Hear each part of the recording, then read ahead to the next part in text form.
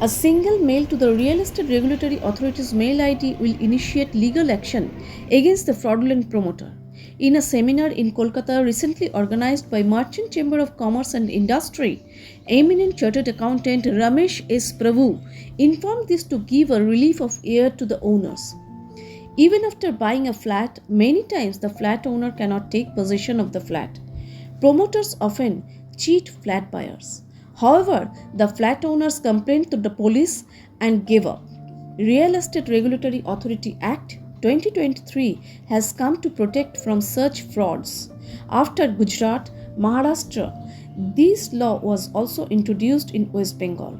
Not only this, even if the defrauded flat owners do not complain, the Real Estate Regulatory Authority officials will be able to initiate suo motu cases under this act in many cases. However, from now, before buying a flat, citizens are advised to check whether the project is registered under the Real Estate Regulatory Authority.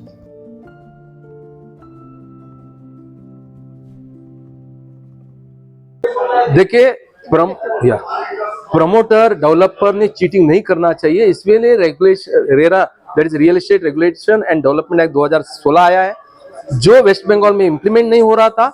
इसके लिए supreme court में जाके वो implementation का order भी आ गया। 2023 से जनवरी से इंप्लीमेंटेशन हो चुका है।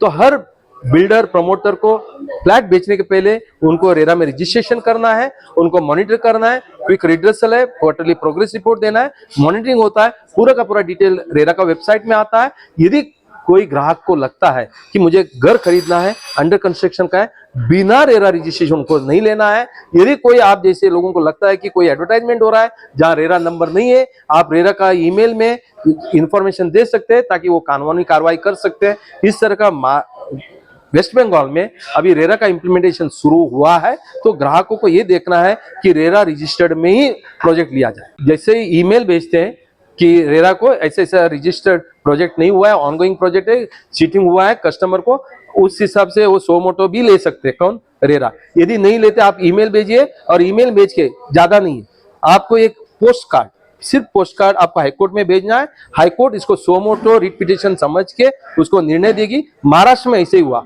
एक आदमी का प्रोजेक्ट नहीं हो रहा था, वो सीधा एक पोस्ट कार्ड चीफ जस्टिस को लिया, वो पोस्ट कार्ड को रिट में कन्वर्ट किया, फिर सुनवाई किया और उसके हिसाब से उनको जस्टिस मिला है। आजकल जो जिसको हम बोलते हैं कोर्ट का एक्टिविज्म भी शुरू हुआ है, जुडिशियल एक्टिविज्म